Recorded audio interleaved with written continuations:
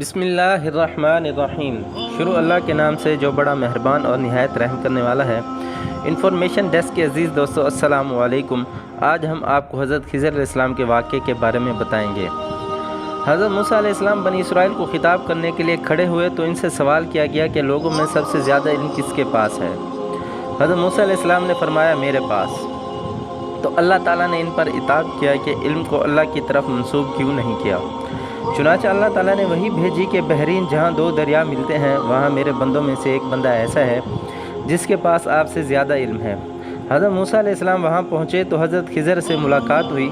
اس پر حضرت موسیٰ علیہ السلام نے حضرت خضر سے کہا کہ مجھے اللہ نے آپ کی طرف بھیجا ہے۔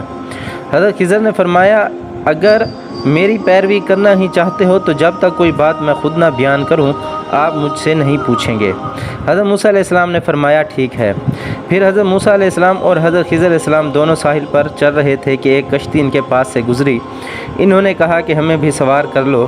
انہوں نے حضرت خضر علیہ السلام کو پہچان لیا اور بغیر کرائے کے دونوں کو بٹھا لیا۔ حضرت خضر علیہ السلام نے اس کشتی کا تختہ اکھاڑ دیا۔ حضرت موسیٰ علیہ السلام بول پڑے کہ آپ نے کشتی کو کیوں توڑ دیا تاکہ اس کشتی والے غرق ہو جائیں؟ آپ نے بڑا عجیب کام کیا ہے، اور حالانکہ انہوں نے ہم سے پیسے بھی نہیں لیے۔ حضرت خضر علیہ السلام نے فرمایا اے موسیٰ، کیا میں نے تمہیں نہیں کہا تھا کہ تم میرے ساتھ رہ کر صبر نہیں کر سکو گے؟ تو حضرت موسیٰ علیہ السلام نے فرمایا جو بات میں بھول گیا ہوں آپ اس پر میرا مواخذہ نہ کریں اور مجھے تنگی میں نہ ڈالیں۔ پھر وہ کشتی سے اتر کر ابھی ساحل پر چل ہی رہے تھے کہ ایک بچہ بچوں کے ساتھ کھیل رہا تھا۔ حضرت خضر علیہ السلام نے اس کا سر پکڑا اور اسے ہاتھ سے جھٹکا دے کر قتل کر دیا۔ موسیٰ علیہ السلام کہنے لگے آپ نے ایک بے گناہ کو قتل کر دیا ہے، آپ نے بڑی بے جا حرکت کی ہے۔ وہ کہنے لگے کہ میں نے کہا تھا کہ آپ میرے ساتھ صبر نہیں کر سکیں گے اور نہ ہی میرے ساتھ آپ چل سکیں گے۔ راوی کہتے ہیں کہ یہ بات پہلے سے زیادہ تعجب خیز تھی۔ موسیٰ علیہ السلام کہنے لگے کہ اگر اس کے بعد بھی میں نے آپ سے کسی چیز کے بارے میں سوال کیا تو آپ مجھے اپنے ساتھ نہ رکھیے گا، آپ میری طرف سے عذر کو پہنچ چکے ہیں۔ پھر وہ دونوں چلے یہاں تک کہ ایک بستی کے پاس سے گزرے اور ان کے ساتھ کھانے کے لیے کچھ مانگا تو انہوں نے ان کی مہمانی کرنے سے انکار کر دیا۔ اتنے میں وہاں انہیں ایک دیوار ملی جو گرنے کے قریب تھی، تو حضرت خضر علیہ السلام نے اس دیوار کو سیدھا کھڑا کر دیا۔ موسیٰ علیہ السلام کہنے لگے کہ ہم ان لوگوں کے پاس آئے تو انہوں نے ہماری ضیافت تک نہیں کی اور ہمیں کھانا کھلانے سے بھی انکار کر دیا۔ اگر آپ چاہتے تو اس کام کی اجرت لے سکتے تھے اور آپ نے مفت میں ان کو ایک دیوار بنا کر دے دی۔ حضرت خضر علیہ السلام نے فرمایا کہ بس اب یہ وقت ہماری اور آپ کی جدائی کا ہے، میں آپ کو ان چیزوں کی حقیقت بتا دیتا ہوں جن پر آپ صبر نہیں کر سکے۔